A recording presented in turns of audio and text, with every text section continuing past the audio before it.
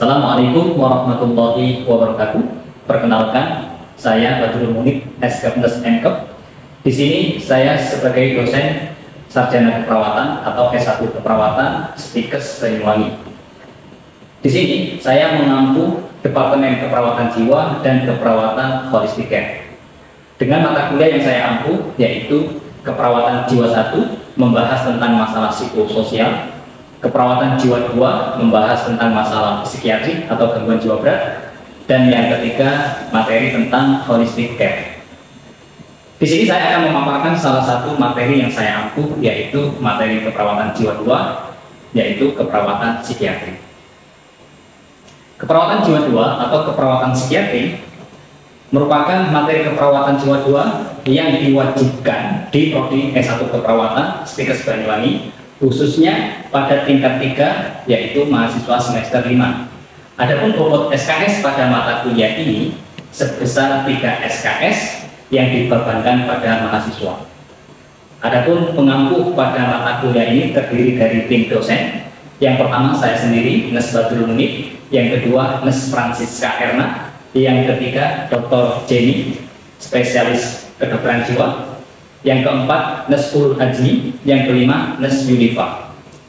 Pendekatan proses pembelajaran pada mata kuliah ini terdiri dari 3 pendekatan. Yang pertama delivery, yang kedua interaction, dan yang ketiga adalah assessment.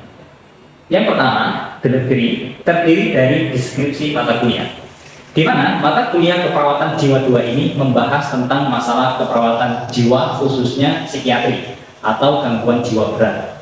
Di sini juga membahas tentang konsep recovery pada gangguan jiwa berat, terus kemudian membangun terapi individu dengan pendekatan keluarga, yang terakhir adalah terapi modalitas. Adapun materi pokok dan pokok pembahasan pada mata kuliah ini ada 9 poin. Yang pertama, konsep gangguan jiwa psikiatri atau konsep gangguan jiwa neurologi. Yang kedua, asuhan keperawatan jiwa pada pasien dengan masalah harga diri rendah dan isolasi sosial. Yang ketiga, asuhan keperawatan jiwa pada pasien gangguan jiwa dengan masalah waham dan halusinasi. Yang keempat, asuhan keperawatan jiwa pada pasien yang mengalami masalah perilaku kekerasan dan resiko bunuh diri. Adapun yang kelima yaitu asuhan keperawatan jiwa yang membahas pada masalah defisit perawatan diri. Yang keenam, asuhan keperawatan jiwa pada anak dengan kebutuhan khusus, korban pemerkosaan, korban KDRT, korban trafficking, narapidana, dan anak jalanan. Yang ketujuh, asuhan keperawatan jiwa pada masalah gangguan jiwa pecandu nafsa. Yang kedelapan, konsep recovery dan support system terapi. Adapun yang kesembilan, yang terakhir yaitu terapi modalitas. Kemampuan akhir yang diharapkan pada mata kuliah ini atau capaian pembelajaran pada mata kuliah ini terdiri dari 9 poin juga. Yang pertama, mahasiswa mampu memahami dan menjelaskan proses terjadinya gangguan jiwa secara neurologi. Yang kedua, mahasiswa mampu menjelaskan, memahami, dan melakukan simulasi asuhan keperawatan pada klien gangguan jiwa dengan masalah harga diri rendah dan isolasi sosial. Yang ketiga, mahasiswa mampu memahami, menjelaskan, dan melakukan asuhan keperawatan pada klien dengan gangguan jiwa dengan masalah waham dan halusinasi. Dan yang keempat, mahasiswa mampu memahami, menjelaskan, dan melakukan simulasi asuhan keperawatan jiwa pada pasien dengan gangguan perilaku kekerasan dan resiko bunuh diri.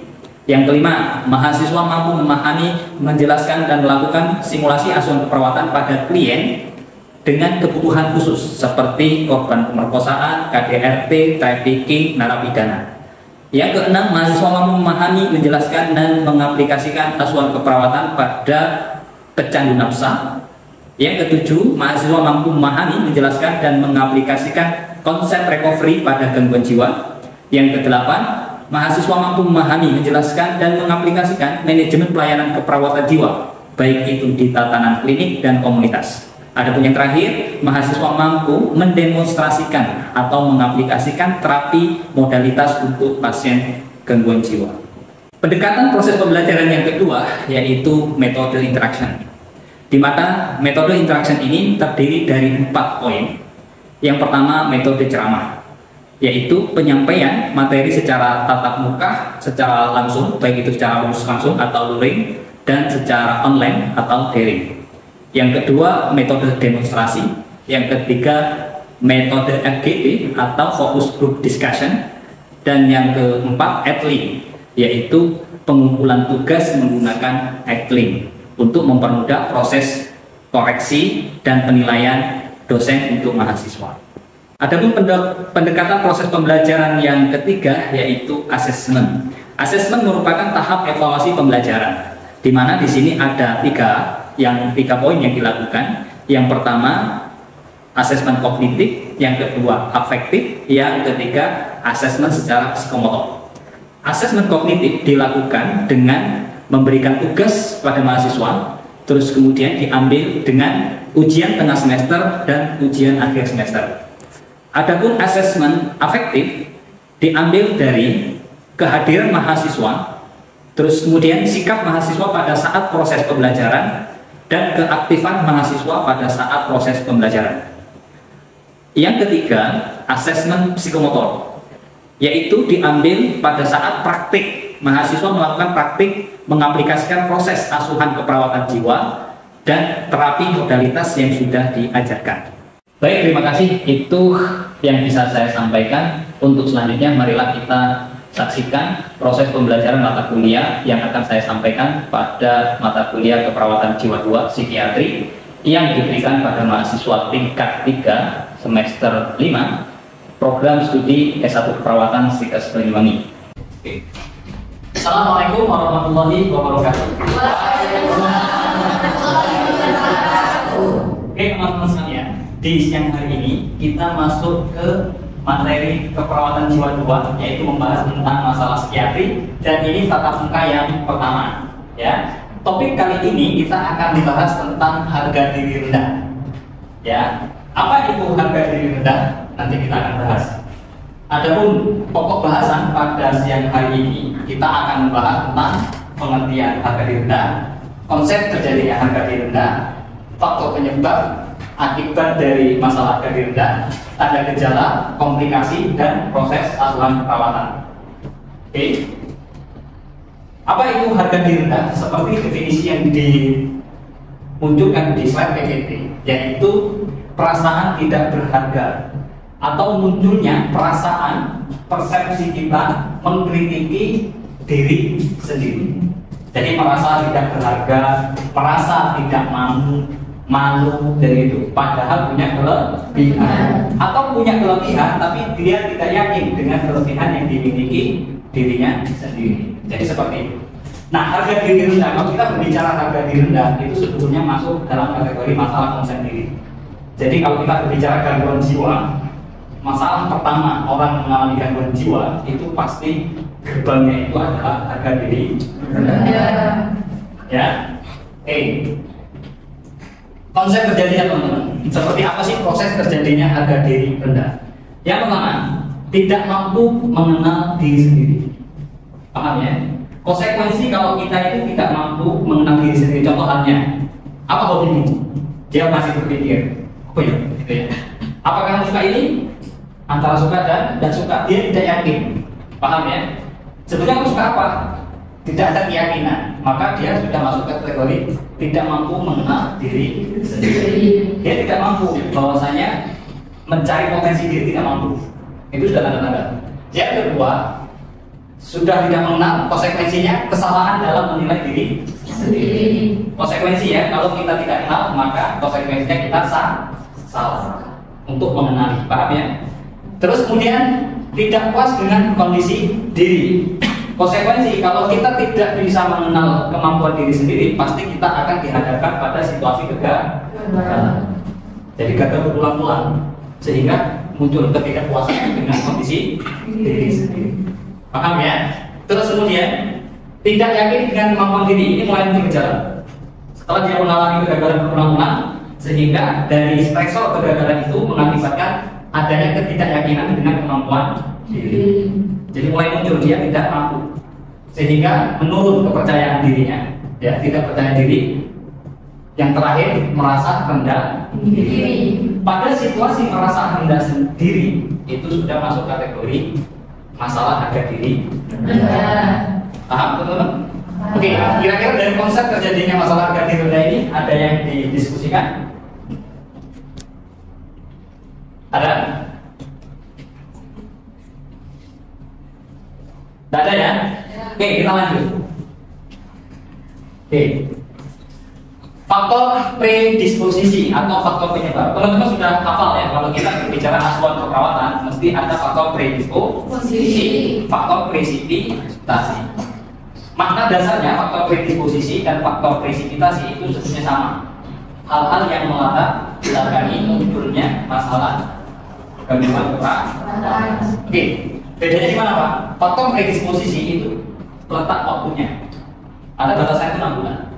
Stresor yang terjadi kalau waktunya itu lebih dari 6 bulan dari munculnya gejala itu masuk kategori faktor predisposisi. Kalau presipitasi itu faktor yang menyebabkan atau pencetus yang menyebabkan dan itu jangka waktunya kurang dari 1 minggu yang lalu, 2 minggu yang lalu, 1 hari yang lalu, itu masuk kategori presipitasi. Paham ya? Kalau adanya traumatik di masa lalu, usia 2 tahun, 5 tahun yang lalu, itu berarti faktor predisposisi. Adanya traumatik 1 minggu yang lalu, paham ya? Contoh kegagalan meraih prestasinya. Setelah dinyatakan dia tidak masuk kategori 10 besar gitu ya, atau 3 besar, kemudian dia melakukan pengurangan diri, paham ya? Atau dia terus duduknya di belakang sendiri, paham? Nah itu berarti faktor presipitasi. Oke, di faktor predisposisi penyebab yang sering disebabkan itu adalah ya perkembangan individu yang diikuti adanya penolakan dari orang tua, paham ya teman-teman ya?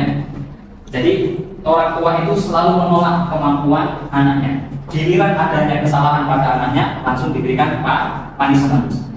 Adapun kelebihan dia tak pernah memberikan apresiasi positif. Itu resiko. Paham ya? Terus yang selanjutnya kurangnya pujian dan kurangnya pengakuan dari orang lain atau orang tua. Itu lagi.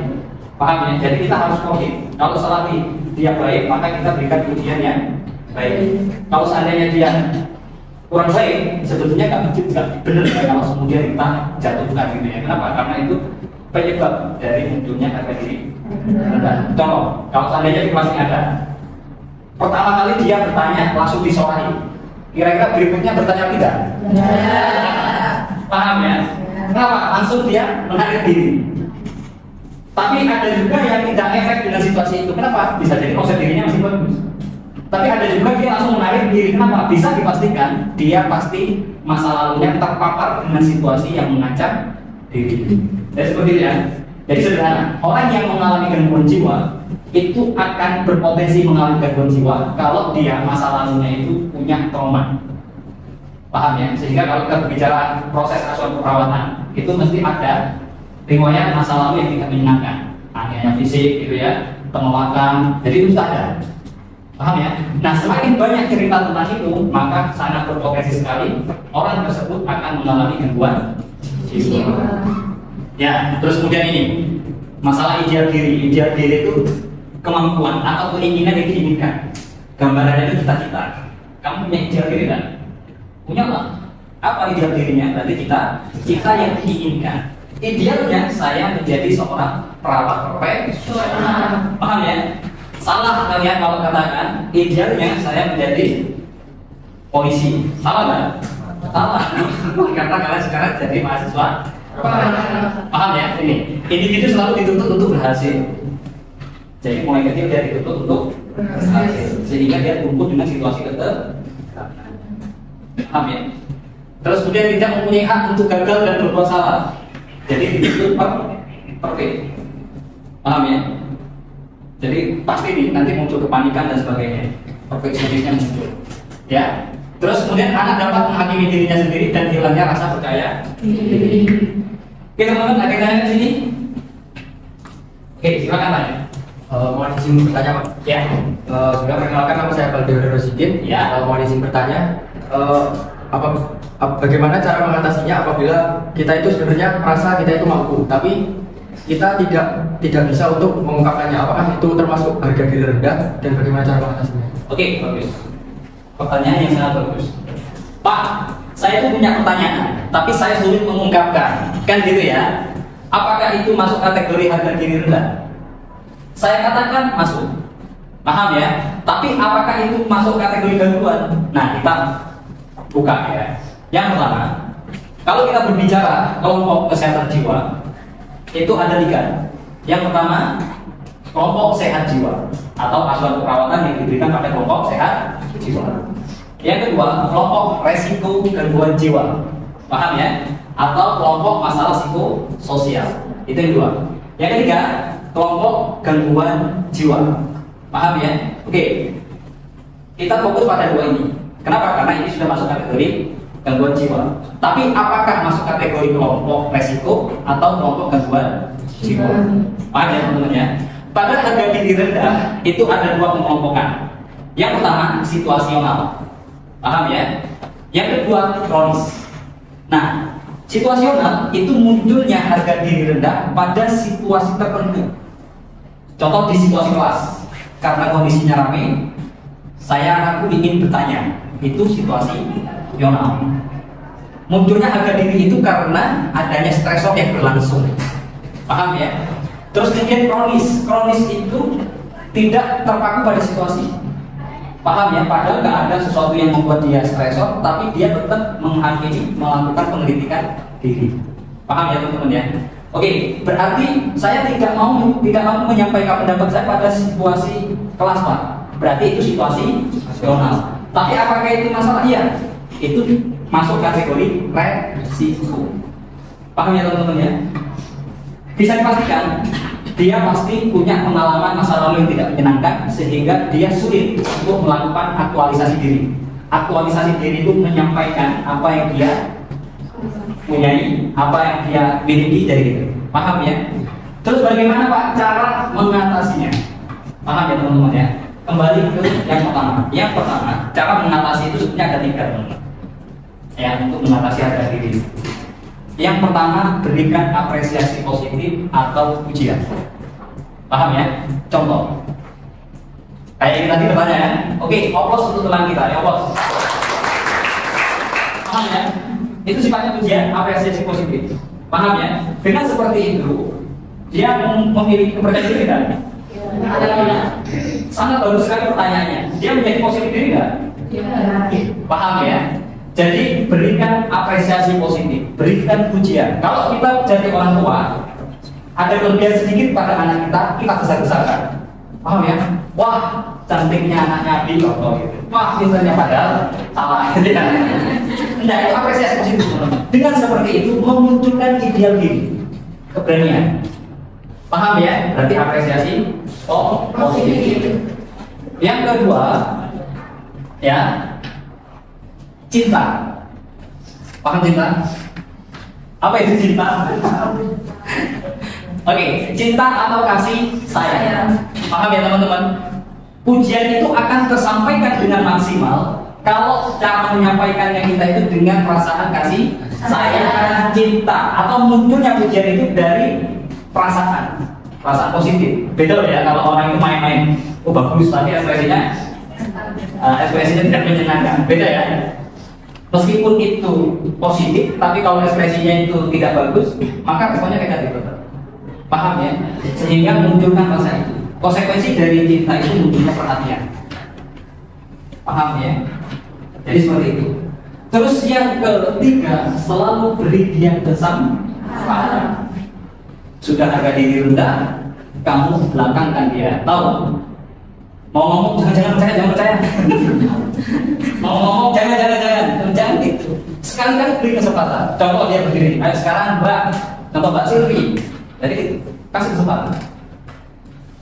Takut boleh dilempar. Berikutnya kasih kesempatan lagi. Kenapa? Karena dengan kita memberikan kesempatan, dia mencoba untuk mengaktualisasikan diri. Paham ya?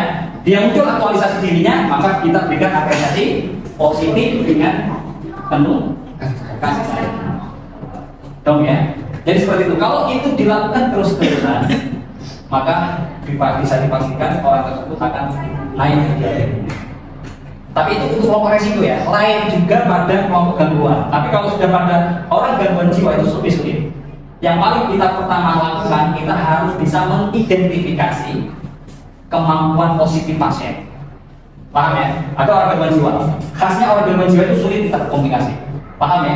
Gimana kita mau memberikan apresiasi, kita juga tidak tahu, kan? Paham ya? Sehingga kasus-kasus harga diri rendah pada orang dengan gangguan jiwa, goal pertama kita harus tarik apresiasi positif atau kelebihan yang dimiliki pasien itu apa. Dari kelebihan itu baru kita berikan ya support system berupa ujian, berupa keyakinan. Contoh, dia mengatakan saya itu jelek pak, meskipun sampai jelek ternyata sampai itu pintar masak loh. Ini saya dapat informasi dari orang tua, katanya bapak itu pintar masak. Boleh nggak besok kita latihan memasak? Itu sudah masuk ke PHK ya. Masak dia, dan biasanya enak teman-teman. Ya. Kalau seandainya tidak enak pun kita katakan enak. Paham ya? Wah ternyata gak enak, apa tambah gitu. Bisa ke arah dulu. Dari harga diri kita ke diri, ya. Oke. Akibatnya, nih. Mengungkapkan untuk memulai hubungan tidak diri, jadi tidak mampu untuk memulai ya, mengungkapkan perasaan malu, mengungkapkan kekhawatiran dan objeknya kurang spontan ketika diajak bicara, apatis, ekspresi wajah kosong, menurun dan tidak adanya komunikasi verbal. Kecenderungan ciri-ciri khasnya orang dengan harga diri rendah kalau diajak ngomong itu lirih. Paham ya? Presentasi itu juga lirih. Kalau ngomong itu lirih gitu. Tahu lirih ya? Bisik-bisik. Nah gitu. Dan kalau diajak ngobrol kan kecenderungan kayak gini. Menunduk, paham ya? Tapi bukan menundukkan pandangan tuh ya. Lain kalau menundukkan pandangan tuh ya. Oke. Jadi kalau sudah diri, kecenderungan pasif, terus kemudian kontak mata kosong sudah jelas. Terus khasnya lagi, kalau dikasih kesempatan dia selalu mengatakan nggak mampu, nggak mau, saya malu, saya tidak bisa. Nah itu. Paham ya? Ada gejala. Ini mengkritik diri sendiri, penurunan produktivitas. Khasnya orang dengan gangguan jiwa itu pasti produktivitas turun seketika. Yang belumnya rajin langsung dia males. Paham ya? Terus destruktif dia diarahkan pada orang lain. Destruktif ya sedikit-sedikit menyalahkan orang lain. Pada pilihan dia diberi kesempatan dia tidak mau. Paham ya? Ya, gangguan dalam hubungan, rasa diri penting yang berlebihan, karena tidak mampu dan rasa bersalah. Jadi kita ada gejala. Oke, teman-teman, ini mohon masalah. Dari gangguan citra tubuh, munculnya gangguan konsep diri harga diri. Paham ya? Gangguan konsep diri harga diri tidak bisa diatasi, maka akan mengarah ke isolasi sosial, yaitu menarik diri. Jadi menarik diri dia sudah tidak mau berkomunikasi dengan orang lain. Dia lebih enaknya diri. Giliran ketemu ke situasi yang ramai dia takut keramaian. Itu sudah ada tanda-tanda isolasi diri. Konsekuensi dari isolasi diri, maka dia akan aktif bermain persepsi. Paham ya? Dia akan bermain dengan persepsinya, dia akan komunikasi dengan persepsinya, sehingga muncullah gangguan persepsi sensori atau halusinasi. Jadi gitu. Dari halusinasi tidak segera diatasi, tinggal isi halusinasinya apa? Kalau destruktif, maka dia akan merusak. Contoh, mencelakai diri sendiri. Kamu itu jelek, lebih baik kamu mati saja. Kan gitu, ada halusinasi. Lihat, sedikit-sedikit kamu gagal. Lihat temanmu, nggak ada yang suka sama kamu. Lihat, kamu dikucilkan di kelas. Kamu memang jelek, jadi halusinasi itu. Akhirnya muncullah bunuh diri. Atau keagresif. Dia melawan, akhirnya teriak. Dari teriak dia agresif, muncullah perilaku kekerasan. Paham ya? Kalau kita berbicara, kita semua itu masuk kategori kelompok resiko. Betul kan?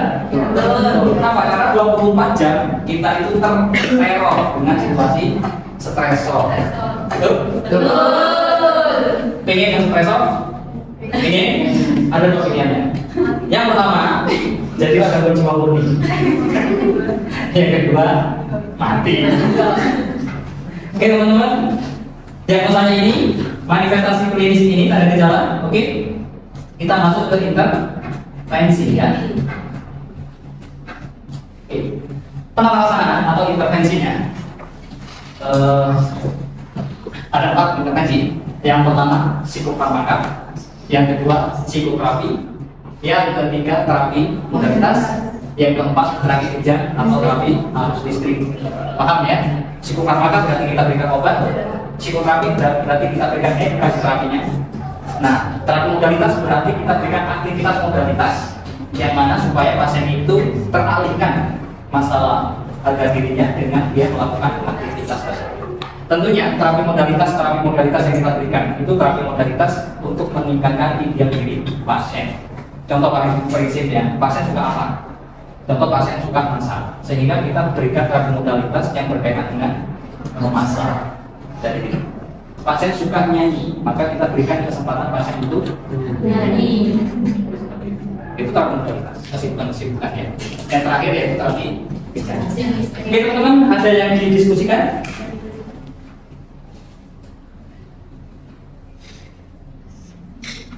Ya? Cukup? Oke, kalau cukup saya akhiri karena ini sudah slide terakhir. Mudah-mudahan apa yang saya sampaikan bermanfaat untuk kita semua. Dan yang paling prinsip, mudah-mudahan kita terhindar dari masalah kesehatan jiwa. Semoga kita senantiasa diberikan kesehatan jiwa. Nah ini wassalamualaikum warahmatullahi wabarakatuh. Waalaikumsalam warahmatullahi wabarakatuh. Demikian dokumentasi proses pembelajaran dari saya. Saya sampaikan dengan metode ceramah pada mata kuliah keperawatan jiwa 2 psikiatri. Semoga bermanfaat untuk mahasiswa dan Bapak Ibu sekalian. Kurang lebihnya saya mohon maaf dan saya ucapkan terima kasih. Sekian, wassalamualaikum warahmatullahi wabarakatuh.